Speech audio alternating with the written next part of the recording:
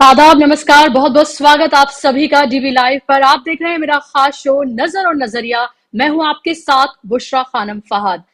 तो अविश्वास प्रस्ताव आज पेश किया गया और कांग्रेस की तरफ से हम आपको ये बता दें कि गौरव गोगोई की तरफ से यह अविश्वास प्रस्ताव जो है पेश किया गया। उम्मीद तो ये की जा रही थी कि राहुल गांधी की तरफ से 12 बजे राहुल गांधी बोलेंगे, लेकिन जैसे ही कार्यवाही शुरू हुई अविश्वास प्रस्ताव पेश किया गया, क्योंकि गौरव गोगोई ने कांग्रेस और इंडिया गठबंधन की तरफ से 26 जुलाई को नोटिस दिया था अविश्वास प्रस्ताव का, और उसके बाद आज उन्होंने ही अविश्वास प्रस्ताव जो है पेश किया। जैसे ही उन्होंने बोलना शुरू किया 35 मिनट तक वो लगातार बोले, और उस 35 मिनट पर इंटरनेशनल अफेयर से लेकर देश के ज्वलंत मुद्दों से लेकर और मणिपुर जो कि मेन टॉपिक था, उस सब पर सरकार को चारों तरफ से गौरव गोगोई घेरते हुए नजर आए। गौरव गोगोई कांग्रेस के आसाम से एमपी हैं, उन्होंने ये नोटिस दिया था। तो आप ये देखें कि रिप्रेजेंटेशन भी कांग्रेस की तरफ से गौरव गोगोई को ही दिया गया है, एक यंग लीडर को, कि वो अविश्वास प्रस्ताव जो है पेश करें, सरकार से वो तमाम तीखे सवाल पूछें जिस पर वो मौन है। तो कई अहम सवाल जो हैं गौरव गोगोई की तरफ से पूछे गए हैं, सीधे नरेंद्र मोदी से पूछे गए हैं। ये पूछा गया है कि 80 दिन बाद जब आप बोलते हैं 30 सेकंड के लिए, तो उसमें भी आप संवेदना व्यक्त नहीं करते हैं। अभी तक भी पूरे तरीके से अगर हम मणिपुर की बात करते हैं तो वहां अशांति है। 2-3 दिन में इस तरह के कई कदम उठाए गए हैं वीरेंद्र सिंह की तरफ से, मणिपुर के सीएम की तरफ से, कि वहां फिर से बवाल जो है वो शुरू हो है। सवाल ये पूछे गए कि डबल इंजन की सरकार, ये जो बुरी तरीके से विफल हो गई है, जो लगातार डबल इंजन की बात करती है, आखिर इस पूरे मामले पर अब तक वीरेंद्र सिंह का इस्तीफा क्यों नहीं लिया गया है। ये भी कई एग्जाम्पल्स दिए गए कई स्टेट के, कि जहां जहां जरूरत पड़ी 1-2 बार नहीं बल्कि 3-3 बार सीएम बदले गए, लेकिन जहां इस्तीफा लिया जाना चाहिए था वहां अभी तक इस्तीफा नहीं लिया गया है। और ये कहा गया कि कोई भी मंत्री, चाहे वो गृह मंत्री ही क्यों ना हो, उनकी बात का वो वजन नहीं है जो कि एक प्रधानमंत्री का है। तो ये मांग की गई है कि न सिर्फ लोकसभा बल्कि राज्यसभा में भी आकर प्रधानमंत्री नरेंद्र मोदी मणिपुर के इस पूरे मामले पर जवाब दें, और जवाब दें कि क्या ये पूरी तरीके से विफलता नहीं है, क्या ये डबल इंजन की सरकार पूरी तरीके से फेल नहीं हुई है मणिपुर के मामले पर, कि आप ये देखें जो हथियारों का पूरा जखीरा लोगों के पास है वो कहां से आया, क्या ये राष्ट्रीय सुरक्षा का मामला नहीं है। ये तमाम वो तीखे सवाल जो पूछे गए, और उस सब के जवाब में आप ये देखिए जब गौरव गोगोई बोल के चुके, उसके बाद किसको आगे किया गया, निशिकांत दुबे। और निशिकांत दुबे ने अपनी ही सरकार की पोल खोल कर रख दी एक तरह से। और जिस तरह की सियासत, जिस तरह की मैं कहूंगी चीप सियासत जो है आज देखने के लिए मिली है, वो साफ तौर पर ये बताती है कि जो असली मुद्दे हैं उन पर सरकार के पास, 56 इंच की सरकार के पास जवाब देने के लिए नहीं है, इसीलिए पर्सनल टिप्पणियां की जा रही हैं। सबसे पहले ये कहा गया कि सेक्रेटरी जनरल जो हैं उनके पास ये चिट्ठी गई थी कि राहुल गांधी बोलेंगे। 5 मिनट में ऐसा क्या बदल गया कि राहुल गांधी नहीं बोल रहे हैं। इस पर निशिकांत दुबे ने जब बोलना शुरू किया तो उन्होंने कहा कि शायद देर से उठे होंगे, तैयारी नहीं कर पाए होंगे, इसलिए नहीं बोले। आप ये देखें कि पहला पर्सनल अटैक। दूसरा, सोनिया गांधी का नाम लेते हुए ये कहा गया कि सोनिया गांधी जो है वो भारतीय नारी की सही मिसाल है, बेटे को सेट कर रही हैं और दामाद को भेंट कर रही हैं। तो दूसरी आप ये देखें कि इस तरह की बेहुदा टिप्पणी की गई। उसके बाद एक एक दल का नाम लेकर, जो 26 दल इंडिया गठबंधन में शामिल हैं, एक एक का नाम लेकर उन पर यह कहा गया कि क्यों वो उस पार्टी के साथ हैं जिस पार्टी ने उन्हीं के साथ एक तरह से विश्वासघात वो कर चुकी है पहले। ये कहने की कोशिश की गई और एक एक करके सबका नाम लिया गया और ये कहा गया कि उनको तो हमारे साथ होना चाहिए। सवाल ये कई अहम है कि ये खींच है भारतीय जनता पार्टी की सरकार की, कि आप ये देखें उन 26 दलों से जो एक साथ इकट्ठा हो गए हैं इंडिया गठबंधन में, उनसे वो इतने डरे सहमे हैं कि उनको एक तरह से लालच देकर या उनको बरगला कर या उनको अलग अलग एग्जाम्पल्स देकर ये कहने की कोशिश की जा रही है कि आप क्यों उनके साथ खड़े हैं।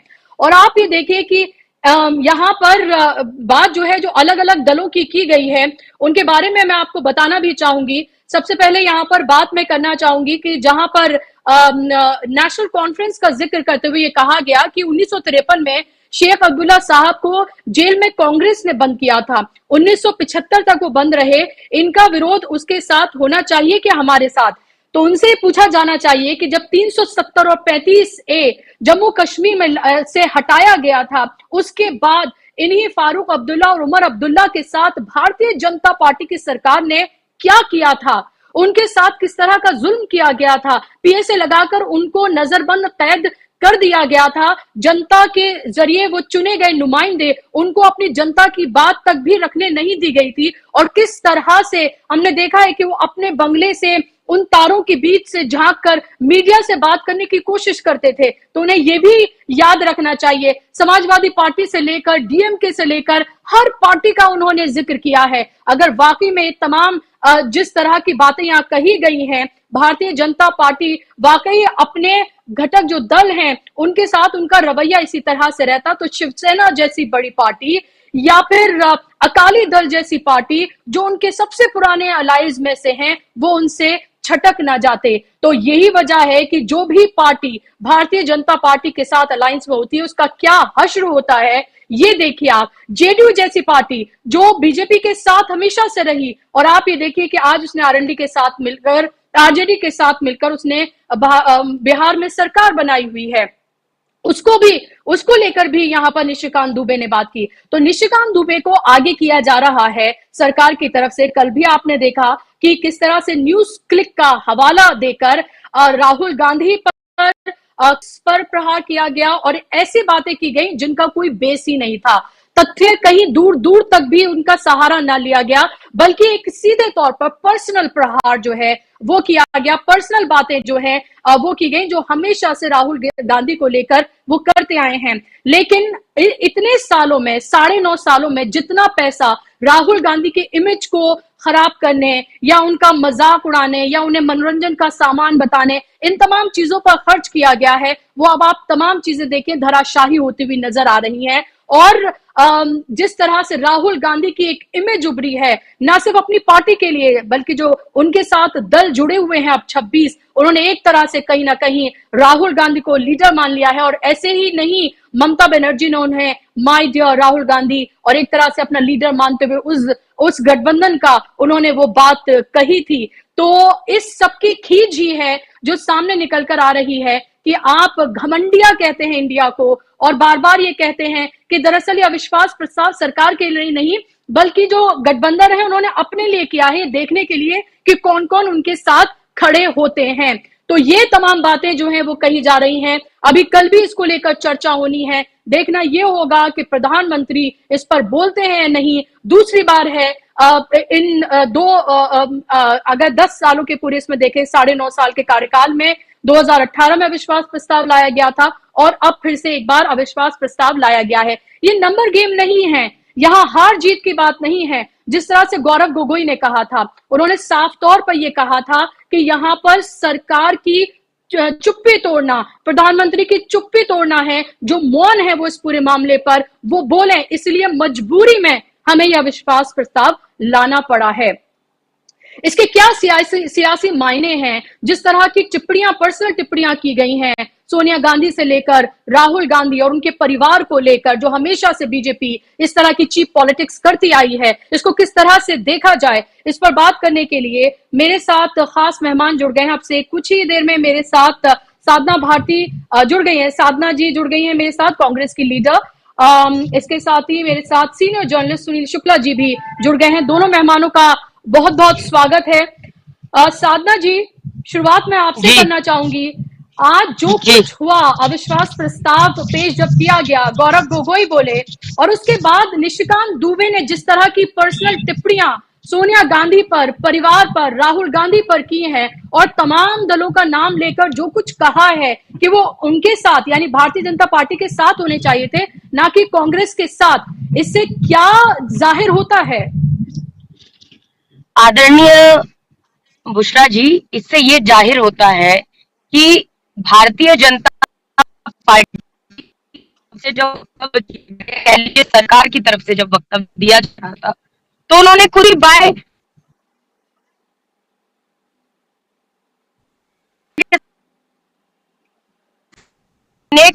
भ्रष्टाचार में कोताही बरतने का काम नहीं किया। ये तो खुद उन्होंने एग्जाम्पल दे दे के बता दिया। उन्होंने कई सारी बातें पुरानी बताई कि ये हमने ऐसा किया, यहाँ इसको इस पर आरोप था तो इनको हमको जेल में डाला। अरे भाई, हमारे समय में जिस पर आरोप भी लगा भ्रष्टाचार का, तो हमने तत्काल कार्रवाई की और हटाया। हमने तो भाई सनातन की सभ्यता और संस्कृति की मान मर्यादा का ध्यान रखा। हमने सनातन की संस्कृति और पद्धति को अपनाने का काम किया। कृष्ण भगवान ने कहा है गीता में कि अधिकार खोकर बैठे रहना ये महादुष्कर्म है और न्यायार्थ अपने बंधु को भी दंड देना धर्म है। और उठो पार्थ गांधी उठाओ। तो हमने तो न्यायार्थ के प्रति काम किया, न्याय के लिए काम किया। तो अगर न्याय के लिए हमने किसी पर भ्रष्टाचार का आरोप लगा और उसको हटाया, तो क्या गलत कर दिया क्या? अगर किसी पर ये कहा गया कि ये भ्रष्टाचार के आरोप में लिप्त है या ये इन पर भ्रष्टाचार के किसी तरह के मामले का शक भी है, तो हमने तत्काल कार्रवाई की। अब भारतीय जनता पार्टी के लोग इसमें ही गुमान में रहते हैं कि भाई शायद वो इसलिए गुमान में है कि उन्होंने एक एग्जाम्पल सेट किया ब्रजभूषण शरण सिंह जैसा, एक एग्जाम्पल सेट किया कुलदीप सिंह सेंगर जैसा, कि ब्रजभूषण शरण सिंह अंतरराष्ट्रीय ख्याति प्राप्त पहलवान बेटियों का यौन शोषण का आरोपी है और उसके बावजूद उस पॉक्सो के तहत एफआईआर दर्ज हुई। आमतौर पर हिंदुस्तान में ये कानून है कि अगर किसी के ऊपर पॉक्सो के तहत एफआईआर दर्ज होती है तो तत्काल पहले उसकी गिरफ्तारी होती है और बाद में उस पर जांच पड़ताल होती है। लेकिन पॉक्सो की तहत एफआईआर दर्ज होने के बाद भी ब्रजभूषण शरण सिंह को गिरफ्तार नहीं किया गया। यह आपने भी देखा, ये हमने भी देखा, ये पूरे देश ने देखा। और उसके बाद जब एक महिला पत्रकार जाती है सवाल पूछने, तो किस तरह से अभद्र व्यवहार उनका रहता है, किस तरह की शब्दावली का वो प्रयोग करते हैं, ये भी किसी से छिपा नहीं। वो भी अहंकार के मद में उसी तरह चूर है जैसे मोदी सरकार चूर है, जैसे उनके मंत्री चूर है। जो मंत्री बोल रहे थे निशिकांत जी, जिस तरह से निशिकांत दुबे ने अपनी बात रखी, तो निशिकांत जी कहते हैं जी मेरे फैलाने मामा जी थे तिवारी जी, वो मणिपुर में थे और उन्होंने अपना पैर गवा दिया। उन्होंने पैर गवाया, बहुत दुखद बात है। ऐसा नहीं होना चाहिए, किसी भी व्यक्ति के साथ कुछ बुरा नहीं होना चाहिए। लेकिन उसी मणिपुर में जब दो बेटियों ने देश की अपनी इज्जत गवा दी, तब आपका मुंह क्यों नहीं खुला? आपकी महिला मंत्रियों का मुंह क्यों नहीं खुला? तब आप क्यों नहीं सामने आए? क्या सिर्फ आपके रिश्तेदारों को तकलीफ होगी तब आपको तकलीफ होगी? अगर आप देश के किसी हिस्से से सांसद बनते हैं, आप प्रतिनिधित्व करते हैं, तो आपकी जिम्मेदारी है कि वहां रहने वाले प्रत्येक नागरिक की रक्षा भी आपके ऊपर है। वहां रहने वाले किसी व्यक्ति के साथ घटना घटित होती है तो उस पर कार्रवाई करने की जिम्मेदारी सरकार की है, शासन और प्रशासन की है। तो आखिर ये शासन प्रशासन क्यों सोया हुआ था?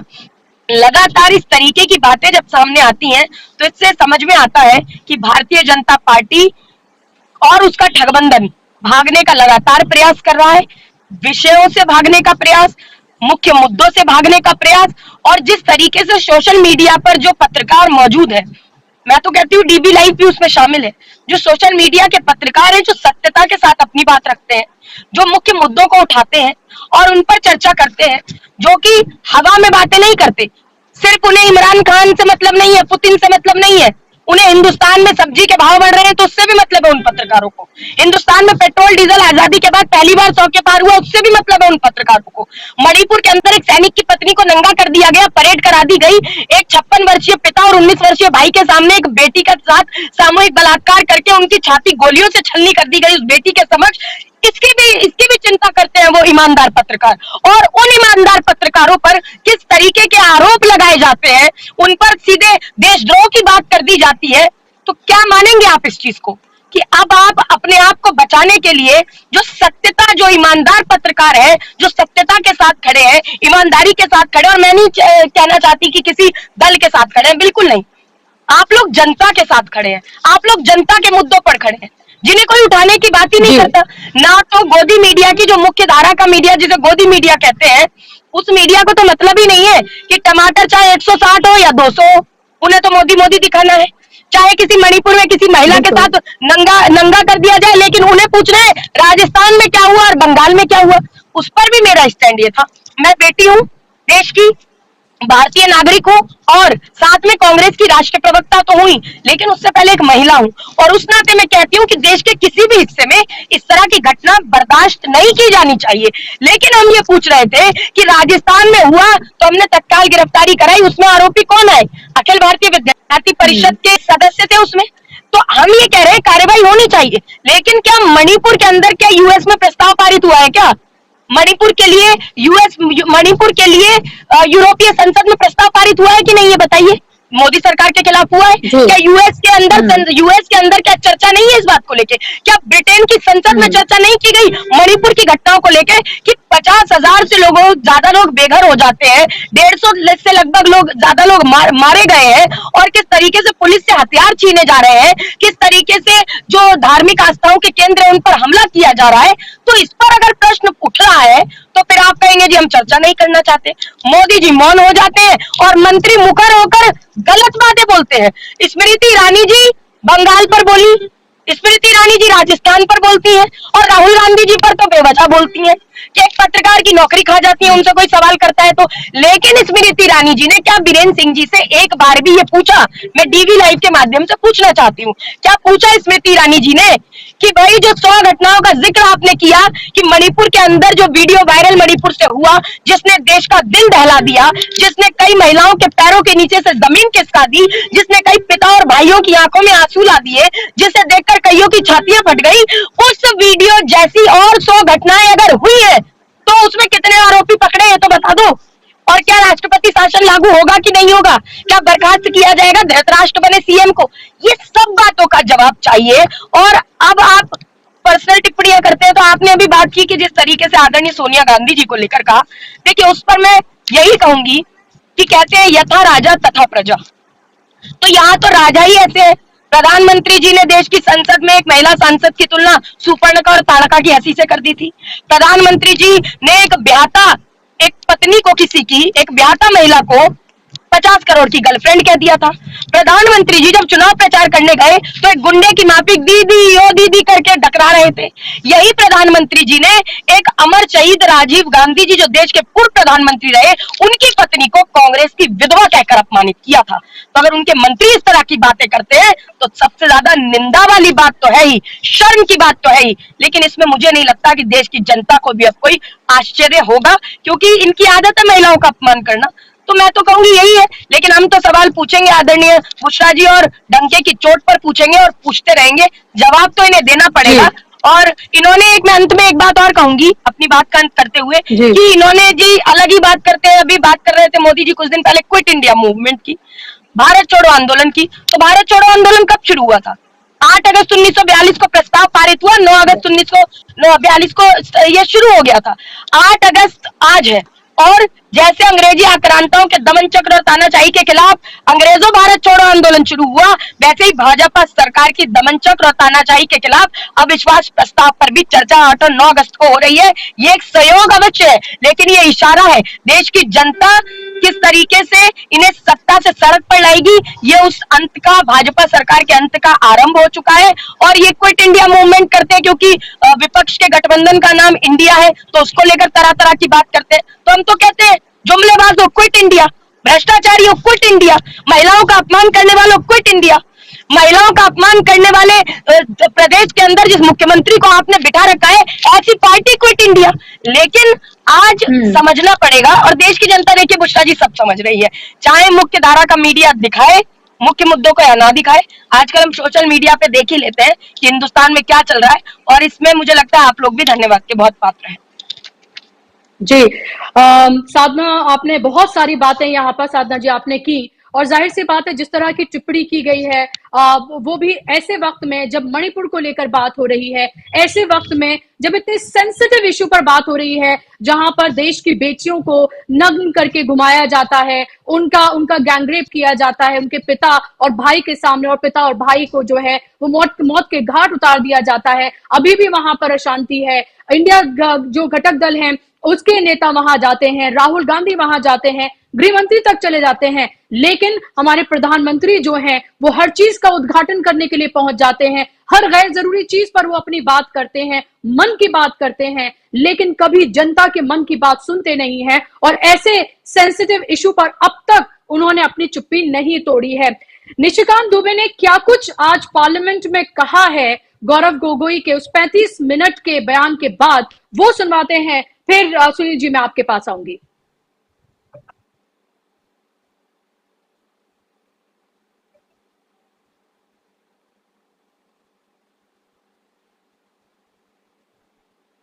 सोनिया जी मुझे जो लगता है कि उनके पार्टी की उनकी दो मनस्थिति है।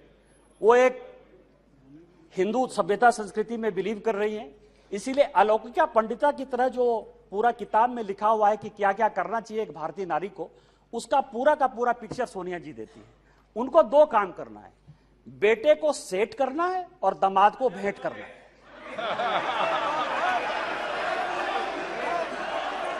अरे जिसका नेम ले रहा है वो बोले ना, जिसका नेम ले रहा है वो बोले, ये लोग क्यों बोल रहे हैं? तो आपने सुना कि किस तरह की टिप्पणी की गई है, क्या कुछ बोला गया है, और कोशिश कर रही हैं, तो इतने साल के बाद भी भारतीय सभ्यता और उसको फॉलो करने की कोशिश ही कर रही हैं सोनिया गांधी। और कम से कम उन्होंने इतनी बात तो मानी कि वो कोशिश कर रही हैं, लेकिन अब तक तो उन्हें और क्या क्या कहा गया। और आप ये देखिए कि सेट कर रही हैं और भेंट कर रही हैं।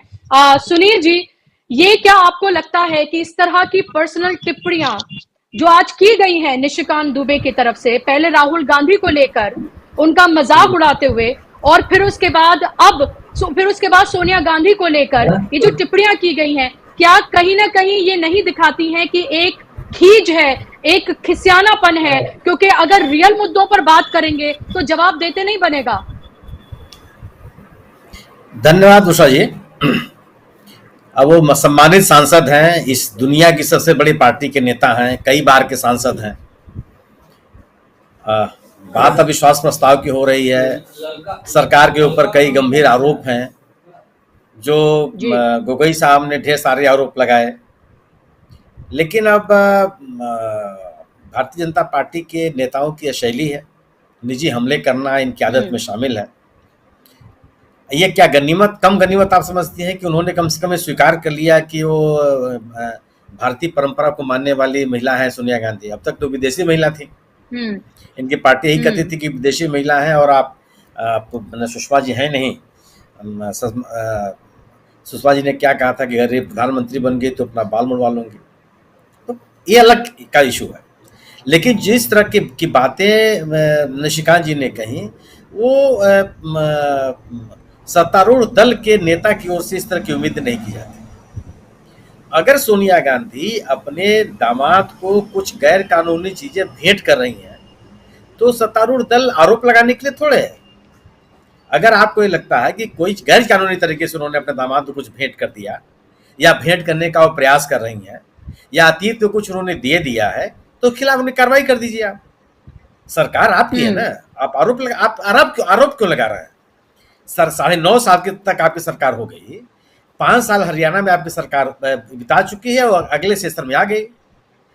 एक घंटे की भी तो कोई जेल नहीं गए उनके दामाद, कोई कार्रवाई तो आपने की नहीं। क्या आप जनता को बताइए, आप जनता को ही बता दीजिए कि साहब ये गैर कानूनी काम हुए हैं। सत्तारूढ़ दल का नेता आरोप की बात नहीं कर सकता, उसको नहीं करनी चाहिए। सत्तारूढ़ अगर उसको लगता है कि इन्होंने कहा अपने भाषण में कि इनकम टैक्स को लेकर के सुप्रीम कोर्ट चले गए हैं, तो कौन सा गैर कानूनी काम है भाई? और अगर सुप्रीम कोर्ट तो गए हैं, सुप्रीम कोर्ट में उन्होंने कोई गलत तथ्य रखे हैं, तो सरकार प्रतिकार करने के खिलाफ कार्रवाई करे। किसी ने मना किया कि कोई गैर कानूनी काम कर रहा है, उसका आप संरक्षण दीजिए। उसका वह अगर आप उनके खिलाफ कार्रवाई नहीं कर पा रहे हैं, गोया कि उनके खिलाफ जो आरोप है वो बेबुनियाद है, उन आरोपों के लिए आपके पास कोई साक्ष्य नहीं है। यह काम विपक्ष का है, विपक्ष का काम है आरोप लगाना, क्योंकि उसके पास कार्रवाई करने का अधिकार नहीं है। आप सत्ता में, अगर राहुल गांधी, सोनिया गांधी या कांग्रेस पार्टी का कोई नेता किसी गैर कानूनी गतिविधियों में शामिल है, तो उसके खिलाफ आप कार्रवाई कीजिए। तिवारी जी, निशिकांत जी अपने भाषण में कह रहे थे कि साहब उनके मामा जी का नाम उन्होंने लिया, बिल्कुल गए, उनका सम्मान थोड़े है। सवाल है कि सरकार मणिपुर में कोई कार्रवाई नहीं कर रही है। सम्मानित प्रधानमंत्री जी अभी तक उस उपद्रवग्रस्त राज्य में दौरे पर नहीं गए और उन्होंने कोई बयान भी नहीं दिया, लोगों से शांति की अपील भी नहीं की।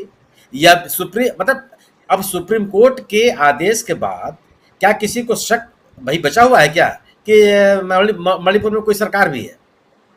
अगर मणिपुर में कोई सरकार होती या केंद्र की सरकार कोई प्रभावी कार्रवाई की होती, तो सुप्रीम कोर्ट को 42 एसआईटी बनाने की क्या जरूरत थी? सर्वोच्च उच्च न्यायालय की 3 न्यायमूर्तियों को जांच के परीक्षण के लिए लगाने की आवश्यकता थी। गोया कि राज्य सरकार के कामकाज के तरीके पर सर्वोच्च न्यायालय को संतोष नहीं है। डीजीपी साहब उस न्यायालय में प्रस्तुत हुए, उनकी बातों से सर्वोच्च न्यायालय संतुष्ट नहीं हुआ। कानून व्यवस्था बनाए रखने के लिए राज्य सरकार ने जो कार्रवाई की उससे सर्वोच्च न्यायालय संतुष्ट नहीं है। जो जिस तरह की हिंसा हो रही है वहां पर, उसके लिए, उस हिंसा को रोकने के लिए, दो समुदायों के बीच में जो बढ़ा हुआ अविश्वास है, उस अविश्वास को खत्म करने के लिए जो अपेक्षाएं राज्य सरकार से या केंद्र सरकार से की जाती है, उन अपेक्षाओं के राज्य सरकारें पूरा करने में विफल रही हैं। तभी तो सुप्रीम कोर्ट ने आदेश किए। तो सुप्रीम कोर्ट का आदेश तो केंद्र और राज्य सरकारों के ऊपर बहुत बड़ी टिप्पणी है। इसके बाद भी निशिकांत जी अगर ये कह रहे हैं तो सम्मानित सांसद है, उनको पूरा अधिकार है कहने का। लेकिन आप बात क्या कर रहे हैं? अगर यह बात हो रही है कि मणिपुर की घटनाओं में सरकार विफल रही है, अब उसका जवाब दीजिए कि विफल नहीं रही है। सुप्रीम कोर्ट के आदेश से साबित कर दिया कि सरकार विफल है। दूसरी चीज कि अगर आप सुनील जी, घटनाओं सुनील जी, इसमें एक बात मैं एक चीज में मैं जोड़ना चाह रही हूँ। आप ये देखें कि जब गौरव गोगोई ने अपने 35 मिनट बेहद संवेदना के साथ मणिपुर की तमाम बातों को रखा, उसके बाद निशिकांत दुबे ने जब उनके जवाब देने पर, जब वो सरकार की तरफ से वो खड़े हुए, तो आप ये देखें कि हंसी ठिठोले, तालियां और इस तरह की बातें, मतलब आप ये तो देखें कि अविश्वास प्रस्ताव जो है वो किस मुद्दे पर लाया गया है। ये एक ऐसे मुद्दे पर लाया गया है जहां एक राज्य इतने दिनों से जल रहा है, जहां पर बेटियों को नंग घुमाया गया है, गैंग रेप की बात यहां पर है। कितने 150 से ज्यादा लोगों ने अपनी जानें गंवा दी हैं। 60,000 से ज्यादा लोग जो हैं वो शरणार्थियों की तरह जी रहे हैं। दो समुदाय में एक ऐसी खाई बना दी गई है जो आने वाले दिनों में पाट पाना इम्पॉसिबल है। एक ऐसे सेंसिटिव इशू पर आप देखिए जवाब किस तरह से दिया जा रहा है उनकी तरफ से। अगर बुशरा जी, अगर सरकार संवेदनशील होती तो अब तक प्रधानमंत्री जी बयान नहीं दिए होते। अविश्वास प्रस्ताव चलने का अब तक ये परंपरा रही है कि जब विश्वास प्रस्ताव जब चर्चा शुरू होती है तो प्रधानमंत्री सदन में उपस्थित होते हैं, उनके उपस्थिति में ये कार्रवाई शुरू होती है। आप याद कीजिए, जब पहला विश्वास प्रस्ताव आया था, राजगोपालाचारी ने उसको रखा था। अरे उस समय जवाहरलाल नेहरू लोकसभा में उपस्थित नहीं थे। लोकसभा में जब वो आए तो उन्होंने माफी मांगी कि मैं चूंकि दूसरे सदन में था और मैं लोकसभा में उपस्थित नहीं रह पाया और मैं आपका भाषण नहीं सुन पाया। लेकिन जिन लोगों ने भाषण मेरे गैर मौजूदगी में दिए हैं उनके भाषण मैंने सुने हैं। आचार्य कृपलानी का भाषण, आचार्य कृपलानी ने नो कॉन्फिडेंस मोशन मूव किया था पहला। तो आप संवेदनाओं से देख लीजिए ना कि अगर आप मणिपुर की घटनाओं को लेकर सरकार संवेदनशील होती तो आज सम्मानित प्रधानमंत्री मौजूद रहते लोकसभा में, वहां चर्चा शुरू हुई है। और संवेदनहीनता की ही तो पराकाष्ठा है, अकर्मण्यता की तो पराकाष्ठा है, संवैधानिक दायित्वों के प्रति लापरवाही होने का तो ये पराकाष्ठा है कि माननीय सुप्रीम कोर्ट को इस तरह के आदेश जारी करने पड़े। अगर सरकार अपना काम करती तो सुप्रीम कोर्ट को करने की आवश्यकता थी। सुप्रीम कोर्ट के सामने वहां के डीजीपी ने जो कार्रवाई बताई, उस कार्रवाई से संतुष्ट हो पाया क्या सुप्रीम कोर्ट? तो यह कोई अब यह कोई बहस का विषय नहीं रह गया। यह तो सुप्रीम कोर्ट में साबित हो गया कि राज्य सरकार के से या केंद्र सरकार से जो अपेक्षाएं थी वहां पे शांति बहाली के लिए, लोगों के विश्वास में, लोगों के मन में जो अविश्वास और सुरक्षा का भाव है उसको दूर करने के लिए, लोगों को सुरक्षा देने के लिए, जो लोग राहत शिविरों में रह रहे हैं उनको उनके घर भेजने के लिए सबके ऊपर टिप्पणी हो गई। वहां के राज्यपाल ने कहा कि मैंने इस तरह की हिंसा कभी नहीं देखी। क्या अगर किसी के अभी तक के मैंने कोई संकोच है क्या कि वहां के राज्यपाल कह रहे हैं कि 70,000 से अधिक लोग बेघर हुए हैं, 250 से अधिक जो है वहां धार्मिक स्थलों को आग लगा दी गई है। क्या किसी जहां शांति व्यवस्था जहां पे हो, शासन कानून का राज हो, वहां ऐसा संभव है क्या कभी? और इन घटनाओं को रोकने के लिए और इन घटनाओं में शामिल लोगों के खिलाफ कार्रवाई करने के लिए किया आपने? क्या किसी राज्य में वहां के लोगों ने अभी तक विश्वास व्यक्त किया कि मुख्यमंत्री के प्रति हमारा विश्वास नहीं है? वह एक समुदाय या एक वर्ग के प्रतिनिधि बन के रह गए हैं। आप लोग सड़कों पर खड़े होकर के अपने अपने समुदाय की रक्षा करने के लिए विवश है। यह एक बड़ी चिंता का विषय है और ये गंभीर विषय है। लेकिन निश्चित रूप से ये साफ साफ दिख रहा है ना कि लोकसभा में जिस तरीके से अविश्वास प्रस्ताव पर चर्चा हो रही है। अब आप ठीक है, मैं कह रहा हूँ निशिकांत जी एक सम्मानित सांसद है, उनको कहने का अधिकार है, लेकिन अतीत में जाने की आवश्यकता नहीं है। आप अतीत में जो गलती हो सकता है कोई गलतियां हुई हो, लेकिन उन गलतियों के नाम पर अपने आप को जस्टिफाई थोड़ा कर सकते हैं आप। अगर आप ये कहते हैं कि फला पार्टी ने नहीं, आप सुनील, अगर माना कि गलतियां हुई हैं तो आप उन गलतियों से ये कहेंगे कि भाई उनसे गलतियां हुई हैं तो आप इधर की तरफ आ जाइए। ये कहा जा रहा है, एक एक पार्टी का नाम लेकर ये कहा गया है, और आप ये देखिए कि फारूक अब्दुल्ला, शेख अब्दुल्ला का नाम लेकर कहा जा रहा है कि उनको किस तरह से जेल में डाला गया था, और उसके बाद उमर अब्दुल्ला, फारूक अब्दुल्ला के साथ क्या किया गया था 370 और 35 से हटाने के बाद, ये बताने की जरूरत नहीं है वह तमाम राजनीतिक पार्टियों के साथ क्या किया गया था। अब उनसे भी अगर आप ये कह रहे हैं एनसीपी के साथ क्या किया गया है, आप ये देखिएगा एनसीपी को किस तरह से बांट दिया गया। तो अब आप ये तमाम बातें कह रहे हैं, तो इस तरह की बातें कम से कम बीजेपी के मुंह से तो बिल्कुल शोभा नहीं देती हैं। साधना जी, ये बताइए कि लगातार ये जो मणिपुर को लेकर मांग की जा रही है कि प्रधानमंत्री आए अपनी बात को रखें, और आज जिस तरह से इसको लेकर चर्चा शुरू हुई है और अभी तीखी टिप्पणियां जो हैं वो की जा रही हैं, ऐसे में तमाम जितने भी घटक दल हैं उन सबका एक एक का नाम लेके डीएमके, एनसीपी से लेकर समाजवादी पार्टी, तमाम दलों के नाम लिए गए जो शामिल हैं, और ये बताया गया कि कांग्रेस ने पास्ट में उनके साथ क्या कुछ किया है और आप उनके साथ खड़े हैं, आपको तो हमारे साथ होना चाहिए था। कुछ पार्टियों से ये तक कहा कि आपको तो हमारे साथ होना चाहिए था। तो क्या आपको लग रहा है कि भारतीय जनता पार्टी वो तमाम दल जो इंडिया गठबंधन के साथ शामिल हैं, जिसको प्रधानमंत्री घमंडिया और अलग अलग नामों से पुकारते हैं, उससे डर गई है? ये बात तो उसी बात से स्पष्ट हो जाती है जब अलग अलग नामों से बुलाया जाता है सामने वाले गठबंधन को, उसका नाम बिगाड़ने का प्रयास किया जाता है, कभी कुछ कहा जाता है, कभी कुछ कहा जाता है, लेकिन ये कहीं ना कहीं इन्हें समझ में ही नहीं आ रहा है कि विपक्ष एक तरीके से एकत्रित हो चुका है और जनता के मुद्दों के साथ अब कहीं ना कहीं सरकार पर चढ़कर बोल रहा है, क्योंकि जनता के मुद्दों को दरकिनार करने का काम, उस पर मौन साधने का काम, मुख्य मुद्दों से मुख्य धारा के मीडिया को उस मुद्दों से भटकाने के लिए लगाने का काम लगातार मोदी सरकार ने किया है। इस बात को अब हम डंके की चोट पर कह रहे हैं, और बार बार ये बताना कि भाई विपक्ष के अंदर जितने दल हैं जो गठबंधन में शामिल हैं उन पर बातें करना, तो मुझे लगता है कि आपने अभी खुद ही बोला ये बात कि कहीं ना कहीं बुलाने का प्रयास किया जा रहा है कि तुमने वहां ऐसा हुआ तो तुम हमारे पास आ जाओ, तो वो तो किया ही नहीं उन्होंने। ये जिस व्यक्ति का नाम लेकर 70,000 करोड़ रुपए का सिंचाई घोटाले का आरोप लगा रहे थे, उनको तो इन्होंने पार्टी से तोड़कर अपने साथ बिठा लिया। 3 दिन बहुत गाना गाया भ्रष्टाचार का, उसके बाद क्या हुआ? और सबसे बड़ा भ्रष्टाचार मुझे लगता है भारत के इतिहास में, जिस पार्टी के प्रधानमंत्री थे भाजपा के उस समय, और उस समय भाजपा के राष्ट्रीय अध्यक्ष रहे बंगारू लक्ष्मण ने देश के रक्षा सौदों में सरेआम टीवी पर हरे हरे नोटों की रिश्वत खाई, दलाली खाई, तो उससे बड़ा भ्रष्टाचार तो आज तक नहीं हुआ। मध्य प्रदेश के इनके मुख्यमंत्री शिवराज सिंह चौहान पर स्वयं लोकायुक्त ने भ्रष्टाचार के आरोप में एफआईआर दर्ज करने का निर्देश दिलाया।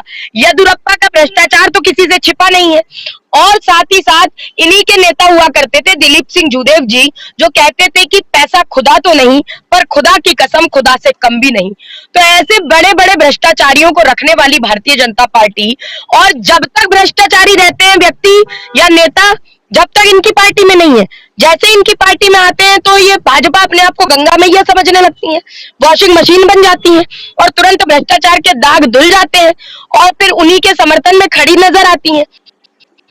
ये उनके मंचों पर आते हुए दिखते हैं, ये उनके कंधों पर हाथ थपथपाते हुए हमारे प्रधानमंत्री नजर आते हैं।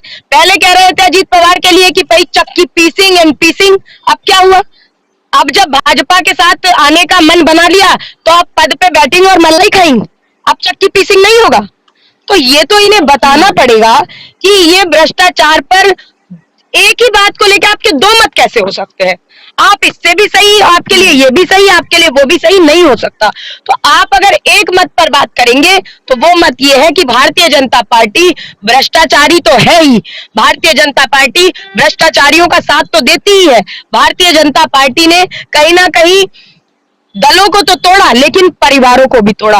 कई माँ बेटी को लड़ा दिया, कई बहन बहन को लड़ा दिया, कई चाचा भतीजे को लड़ा दिया, कई भाई बहन को लड़ा दिया। तो ये तो अभी तक पार्टी तोड़ रहे थे, अब परिवार भी तोड़ रहे हैं। और एक तो ऐसी पार्टी है जिसके दोनों टूटे हुए गुट भाजपा में है। रामविलास पासवान जी की जो पार्टी हुआ करती थी, उस पार्टी के दो टुकड़े किए और आज उन दोनों टुकड़ों को एनडीए में शामिल कर लिया। अरे भाई, दोनों टुकड़ों की विचारधाराएं अलग होंगी तब अलग हुए होंगे, और अगर दोनों की विचारधाराएं अलग है तो भाजपा कौन सी विचारधारा के साथ खड़ी है, ये तो बताए। क्या उस पार्टी की दोनों विचारधाराओं के साथ भाजपा का मत इसीलिए जुड़ जाता है क्योंकि अभी ने दल नहीं दिख रहे? तो अली बाबा के 40 चोर सुने थे हमने, 38 हो गए हैं। मुझे लगता है ये 2 कहीं से और ढूंढ लेंगे तो पूरे 40 हो जाएंगे। बिल्कुल। और अभी आपने यहाँ पर एनसीपी का जिक्र किया, जिसको पानी पी के कोस रहे थे प्रधानमंत्री, उनके भ्रष्टाचार की बात कर रहे थे। और आज भी निशिकांत दुबे ने जो कहा वो मैं आपको बताती हूँ एनसीपी को लेकर। यह एनसीपी की सुप्रिया सुले जी हैं, नेशनल करप्ट पार्टी। 1980 में शरद पवार साहब की चुनी हुई सरकार को किसने बर्खास्त किया था? इस कांग्रेस ने, जिस आधार पर शरद जी ने अलग होकर एनसीपी बनाई थी। रोज पवार जी पर आरोप लगते हैं। ये अब निशिकांत दुबे जी ने आज पार्लियामेंट में ये बातें बोली हैं। और आप ये देखिए कि अजीत पवार जो हैं उनको जो है अपने साथ शामिल कर लिया है। तो एक ही पार्टी की 2 विचारधाराएं तो हो नहीं सकती हैं। तो सुनील जी, आप ये देखिए कि एक तरफ आप आरोप लगा रहे हैं, एक पार्टी को आप तोड़ते हैं, उसके एक धड़े को अपने में शामिल करते हैं। शिवसेना के साथ किया, एनसीपी के साथ किया, और आप जो है उन पर आरोप लगाते हैं और फिर कांग्रेस को एक कटघरे में खड़ा करते हैं। भाई ये सवाल है नहीं, कांग्रेस को आप कटघरे में खड़ा कर लें, आपको हक है। ये तो एनसीपी वाले जानते हैं किसके साथ कौन सा काम, किसने क्या किया है। पार्टी आप तोड़ें, भ्रष्टाचार के खिलाफ आरोप लगाने, जिनके खिलाफ आरोप लगाए उनको अपने पार्टी में आप शामिल कर लें। वंशवाद का आरोप लगाने के बाद जो वंशवादी लोग हैं उनको अपनी पार्टी में आप शामिल कर लें। कहाँ नहीं किया आपने? कोई ऐसा मुद्दा बताइए तो। भ्रष्टाचार का जो मुद्दा है, राहुल गांधी ने कोलार में क्या भाषण दिया था? भ्रष्टाचार का ही तो आरोप लगाया था। भाई, जिन भ्रष्टाचारियों का उन्होंने नीरव मोदी और कौन मोदी का नाम लिया था, भ्रष्टाचारियों का तो आर्थिक अपराध करने वाले लोगों के ऊपर तो उन्होंने हमले किए थे। कौन सी कार्रवाई कर दी आपने? भ्रष्टाचार के किसी भी बड़े मुद्दे को कितनी दूर तक आप ले गए? अडानी साहब के ऊपर आरोप लगा लोकसभा में, आप अडानी के ऊपर चर्चा करने के लिए तैयार नहीं है, कोई बात ही नहीं करना चाहते आप। तो चाहे भ्रष्टाचार का मुद्दा हो, चाहे वंशवाद का मुद्दा हो, चाहे महंगाई का मुद्दा हो, चाहे रोजगार का विषय हो, किसी मुद्दे पर सरकार बोलने के लिए तैयार नहीं है। और आप केवल आप दूसरे के ऊपर आरोप लगाने के लिए आप आरोप लगाइए। उन आरोपों को सुन कौन रहा है? विश्वास कौन कर रहा है? पार्टियों को तोड़ करके सरकार आप गिरा दीजिए, दल बदल को बढ़ावा देकर के सरकार आप गिरा दीजिए, लोगों के ऊपर आप जांच पड़ताल करवाइए, जब आपकी पार्टी में शामिल हो जाए तो जांच पड़ताल रोक लीजिए। यानी पार्टी में शामिल कराने के लिए, सरकारों को गिराने के लिए केंद्रीय एजेंसियों का दुरुपयोग आप कीजिए। आप जितने अतीत में अगर मैं मान लेता हूं अतीत में कांग्रेस ने कोई गलती की, अतीत सरकार कांग्रेस सजा भुगत रही है, सत्ता से बाहर है पिछले 10 सालों से। अब आप उन गलतियों को का उल्लेख करके, वो गलतियां हैं नहीं तो इतिहास तय करेगा, लेकिन अगर आप उनका उल्लेख करके आप अपने आप को जस्टिफाई थोड़ा कर सकते हैं। आप जो कर रहे हैं, आप सुप्रिया सुले ने कहा तो कि पिछले 9 सालों में 9 सरकारें आपने गिराई हैं। आप बता दीजिए, आप जिन बातों को आप गलत मानते हैं कि साहब चुनी हुई सरकारों को गिराना गलत है, तभी तो आरोप लगा रहे हैं कांग्रेस के ऊपर। आप तो आप क्या कर रहे हैं जी?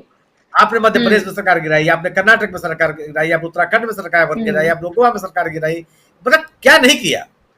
विभिन्न पार्टी में कांग्रेस को सहित आपने एनसीपी को माने पार्टियों को तोड़ना आपने अपना अभिष्ट मान लिया, क्यों नहीं पार्टियों को तोड़ना है। और स्थिति क्या इसी तरह हो गई है कि कई राज्यों में, मतलब आपके दल के लोग नहीं है, बाहर से आए हुए लोग आपके पार्टी का नेतृत्व कर रहे हैं और आप कहते हैं कि सबसे पुरानी पार्टी है। प्रश्न ये नहीं कि आप अगर अपने विरोधी पे क्या आरोप लगा करके आप अपनी गलतियों को छुपा नहीं कर सकते, उसको जस्टिफाई नहीं कर सकते। बिल्कुल। आज सवाल यह है कि और नैतिकता जैसे बड़े बड़े शब्द तो बिल्कुल ही सूट नहीं करते हैं, क्योंकि नैतिकता की जब आप बात करते हैं तो अगर सरकार का चिट्ठा खोल दिया गया, अगर निशिकांत दुबे, इसीलिए तो मैंने कहा कि निशिकांत दुबे ने खुद अपनी ही सरकार को एक्सपोज किया है, क्योंकि जब वो ये तमाम चीजें बोल रहे हैं, एक पार्टी का नाम बोल रहे हैं और कांग्रेस पर जो आरोप लगा रहे हैं, तो क्या फिर उनका चिट्ठा नहीं खुलेगा कि आपने किस तरह से चुनी हुई सरकारों को आपने गिराया है, पार्टियों को तोड़ा है। कोई आरोपी हो, किसी को भ्रष्टाचार के आरोप लगे हो, क्रिमिनल कोई हो आपकी पार्टी में आता है और उसके सारे दाग धुल जाते हैं। एक ऐसी वॉशिंग मशीन, एक ऐसा वॉशिंग पाउडर जो है वो बीजेपी ने तैयार कर लिया है, जिसके पास आते ही सारे दाग धुल जाते हैं और वो दूध का धुला हो जाता है। मैं साधना जी आपसे सवाल करना चाहती हूँ कि ये कहा गया कि जब राहुल गांधी आए, जब उनको सुप्रीम कोर्ट से राहत मिली और राहुल गांधी आए तो एक ऐसा बावेला खड़ा कर दिया, राहुल गांधी आ रहे हैं, राहुल गांधी आ रहे हैं, और पूरा शोर शराबा था। और ये भी कहा गया उनकी तरफ से कि भाई वो क्यों माफी मांगे। उन्होंने कहा मैं माफी नहीं मांगूंगा। वो क्यों माफी मांगेंगे? क्योंकि किसी पिछड़े दल से तो एक तरह से उन्हें अहंकारी कहने की भी कोशिश की गई। तो ये तमाम बातें, ये पर्सनल अटैक इस तरह से भी किए गए। देखिए, एक पुर्णेश मोदी, जिनका नाम पहले मोदी भी नहीं था, उन्होंने अपना नाम मोदी रखा, उसके बाद केस दर्ज किया और उनको अपने मुंह की खानी पड़ी। अब वो अयोध्या गए हैं, कह रहे हैं कि मैं वहां से शक्ति लेने के लिए वहां पर गया हूं, और उसके बाद पार्लियामेंट में निशिकांत दुबे ये सब बोलते हैं कि पिछड़ी जाति है, क्यों वो माफी मांगेंगे उस पिछड़ी जाति के बेचारे लोगों से। तो यहाँ पर ये कार्ड भी खेलने की कोशिश की जा रही है। साधना जी जी देखिए, सबसे पहली बात कि आदरणीय राहुल गांधी जी ने बोला क्या था। आदरणीय राहुल गांधी जी ने ललित मोदी और नीरव मोदी जैसे महाचोरों को चोर कह दिया था। अब उस पर इन्होंने बनाया कि जेपी नड्डा जी रोज ट्वीट करते थे कि भाई राहुल गांधी जी ने ओबीसी को चोर कहा। इन्होंने कहा कि भाई ओबीसी अब प्रजातांत्रिक ढंग से बदला लेगा। उस पर 2 सवाल हुए थे और मैंने लीगल नोटिस भी भेजा था आदरणीय जेपी नड्डा जी को। उसके बाद मैंने पुलिस अधीक्षक के यहाँ मध्य प्रदेश बालाघाट के अंदर शिकायत भी दर्ज कराई, जब लीगल नोटिस का कोई जवाब नहीं मिला। नोटिस में मैंने ये पूछा था कि पहली बात तो ये कि उन्होंने महाचोरों को चोर कहा। मोदी जो सरनेम है, मोदी नाम तो ओबीसी की सूची में कहीं आता ही नहीं है, तो फिर ओबीसी का अपमान कैसे हो गया? राहुल गांधी जी की कोई वीडियो हमें दिखाइए, कोई ऐसी क्लिप दिखाइए जिसमें उन्होंने ओबीसी को चोर कहा हो। लेकिन जेपी नड्डा जी और उनकी पार्टी के कार्यकर्ता, उनके प्रवक्ता, उनके मंत्री, उनके सांसद, उनके विधायक लगातार भ्रमित करते रहे और किसी तरीके से अगड़े और पिछड़े में द्वंद्व पैदा हो, उस तरीके का एक नफरती फरमान चलाते रहे ट्विटर पर, जिसके खिलाफ मैंने आवाज उठाकर ये बोला कि आप माफी मांगिए और अपने ट्वीट डिलीट कीजिए और अपनी पार्टी के लिए एक सर्कुलेट जारी कीजिए, एडवाइजरी जारी कीजिए, और उसमें कहिए सर्कुलेट करके उस एडवाइजरी को कि कोई भी नेता इस तरह की शब्दावली नहीं बोलेगा कि आदरणीय राहुल गांधी जी ने ओबीसी का अपमान किया। नहीं तो आप वीडियो दिखाइए हमें कि कहां कहां की ओबीसी चोर है। आदरणीय राहुल गांधी जी ने आज तक ऐसा कहा ही नहीं। ये तो खुद ओबीसी को चोर बताते हैं। और क्या जेपी नड्डा जी को कौन से ओबीसी महासभा ने अपना अध्यक्ष नियुक्त कर दिया? कौन से ओबीसी समाज के अध्यक्ष बन गए? ये जो ओबीसी समाज की तरफ से फैसले लेते फिर रहे हैं कि ओबीसी समाज प्रजातांत्रिक ढंग से बदला लेगा। ओबीसी समाज बदला जरूर लेगा प्रजातांत्रिक ढंग से। मैं भारतीय ओबीसी महासभा की मुख्य संयोजक भी हूँ और मैं उस नाते कह रही हूँ कि ओबीसी समाज बदला लेगा इस बात का कि भारतीय जनता पार्टी ने वादा किया था जातिगत जनगणना कराएंगे, लेकिन नहीं कराई। आप नहीं करा सकते तो हमने कहा 2011 में जो कांग्रेस सरकार ने जातिगत जनगणना कराई उसके आंकड़े सार्वजनिक कीजिए। आपने वो आंकड़े सार्वजनिक नहीं किए, तो ओबीसी के साथ छल करने का काम तो आप करते हो। जब आपको चेहरा देना होता है तो ओबीसी का चेहरा लेकर कठपुतली बना करना चाहते हो, और उसके बाद जब अधिकार देने होते हैं तो आप अधिकार देने के नाम पर पीछे हट जाते हो। मोदी जी, जेपी नड्डा जी बताएं, अमित शाह जी बताएं, शिवराज सिंह चौहान जी बताएं कि क्या मध्य प्रदेश में ओबीसी को मिलने वाला जो 27% आरक्षण है वो पूरा मिल रहा है क्या? आप भी पता कीजिए। 14% से भी कम आरक्षण दिया जाता है, ओबीसी को अधिकार नहीं दिए जाते, और आप किस मुंह से ओबीसी और एससी एसटी की लड़ाई लड़ने की बात करते हैं? और क्या आप पिछड़ों को लेकर आप ढाल बनाकर लड़ने का प्रयास करते हैं?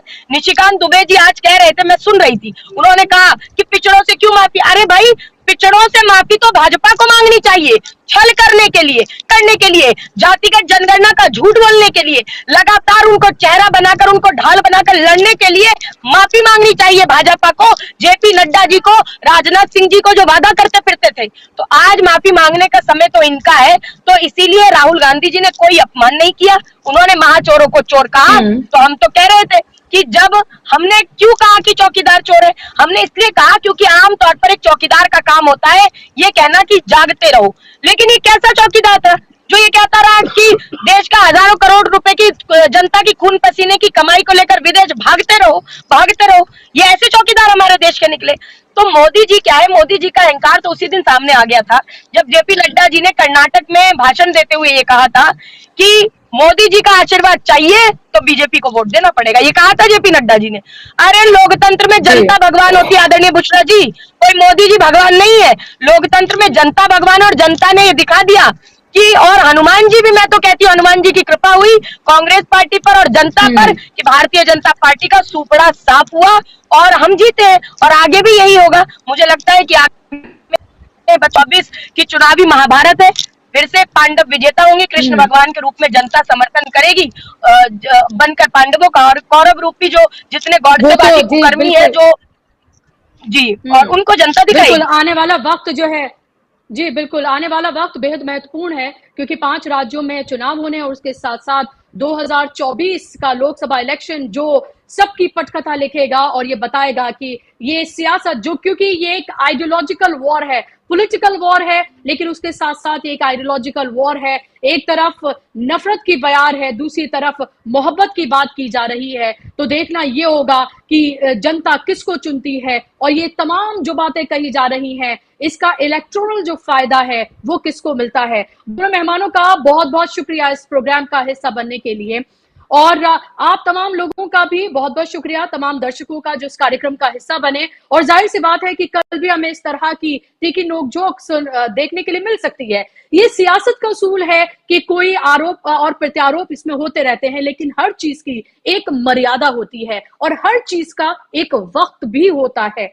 आप ये देखिए, आज मणिपुर को लेकर बात हो रही थी, विपक्ष को अविश्वास प्रस्ताव लाना पड़ा ताकि वो मोदी जो हमारे प्रधानमंत्री हैं उनको बुलवा सके, और यही गौरव गोगोई ने कहा भी कि मजबूरी में अविश्वास प्रस्ताव लाना पड़ा ताकि वो पार्लियामेंट में आकर इस पर बोले, क्योंकि अब तक वो 30 सेकंड बोले हैं, उसमें भी छत्तीसगढ़ और राजस्थान का नाम उन्होंने पहले बोला, कोई संवेदना व्यक्त नहीं की गई।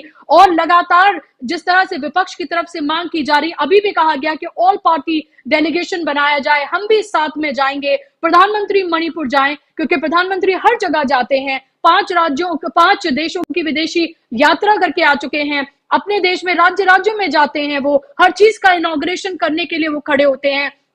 जहां कहीं भी क्रेडिट लेना होता है वहां पर नरेंद्र मोदी चेहरा होते हैं, और जहां कहीं भी पार्टी या सरकार मुश्किल में फंसती है तो वहां दूसरे चेहरे जो है वो आगे कर दिए जाते हैं। और ये आपने तब भी देखा होगा, किसी भी राज्य में किसी भी तरह की जब हार होती है तो वहां पर उस राज्य का मुखिया जिसके चेहरे पर इलेक्शन लड़ा भी नहीं गया था उसको आगे कर दिया जाता है, और जहां जीत होती है वहां प्रधानमंत्री को का चेहरा जो है वो लगा दिया जाता है। तो अच्छा तो उन्होंने खा लिया, और जो कड़वा है वो थूका जाता है, लेकिन अब जवाब देना पड़ेगा, क्योंकि अब मजबूर कर दिया गया है। 10 तारीख का इंतजार करना पड़ेगा, इंतजार राहुल गांधी का भी है, और ये साफ लग रहा है, कांग्रेस के तेवर से भी ये साफ लग रहा है कि तभी बोलेंगे राहुल गांधी जब प्रधानमंत्री पार्लियामेंट में होंगे। ये कहीं ना कहीं से ये खबरें सूत्रों से मिल रही हैं कि इसीलिए आज जो है राहुल गांधी नहीं बोले, और ये भी एक वजह रही कि जो आसाम से वो आते हैं, नॉर्थ ईस्टर्न स्टेट से आते हैं गौरव गोगोई,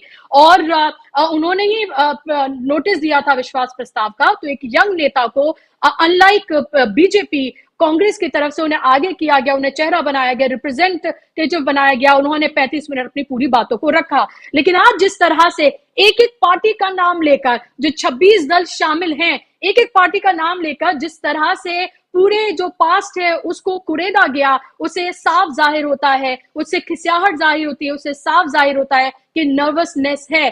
उन पार्टियों के साथ जिसके साथ खुद बीजेपी ने क्या क्या नहीं किया है, उन सबको भी आप ये देखें कि कांग्रेस का नाम लेकर ये तमाम जो आरोप हैं वो लगाए जा रहे हैं। मणिपुर जैसे इतने सीरियस टॉपिक पर बात हो रही थी, जहां हमारी देश की बेटियों को नंग घुमाया गया, उनके साथ क्या कुछ हुआ, ये बार बार बताने की बात नहीं है, शर्म आती है इस पर बात करते में। लेकिन आप ये देखिए कि उस दौरान भी निशिकांत दुबे ने क्या क्या कहा सोनिया गांधी को लेकर, राहुल गांधी को लेकर, और हंसी छिटोले हुए तालियां बजाई गई। आप ये देखिए कि देश हमारा यहाँ आकर खड़ा हो गया है कि जब एक प्रदेश जो है वो इतने दिनों से जल रहा है, 2 समुदायों में खाई पैदा कर दी गई है, बेटियों के साथ क्या कुछ हो रहा है, अपने ही स्टेट में 60 से 70 हजार लोग जो है शरणार्थियों की तरह जीवन व्यतीत कर रहे हैं, 150 से ज्यादा लोग जो हैं वो मारे जा चुके हैं, उसको लेकर कितनी सेंसिटिविटी के साथ बात की जाती है, ये आज आपने देखा और आगे भी आप देखेंगे, और उससे तो ये भी जाहिर होता है कि किस तरह से अभी तक हमारे प्रधानमंत्री बोले नहीं हैं। आज के कार्यक्रम में बस इतना ही। कल फिर होगी आपसे मुलाकात इसी समय 4 बजे, ऐसे ही ज्वलंत मुद्दे पर जो आपके सरोकार से जुड़े हुए हैं उनको लेकर आपके सामने हाजिर होंगे कुछ नए मेहमानों के साथ। नमस्कार।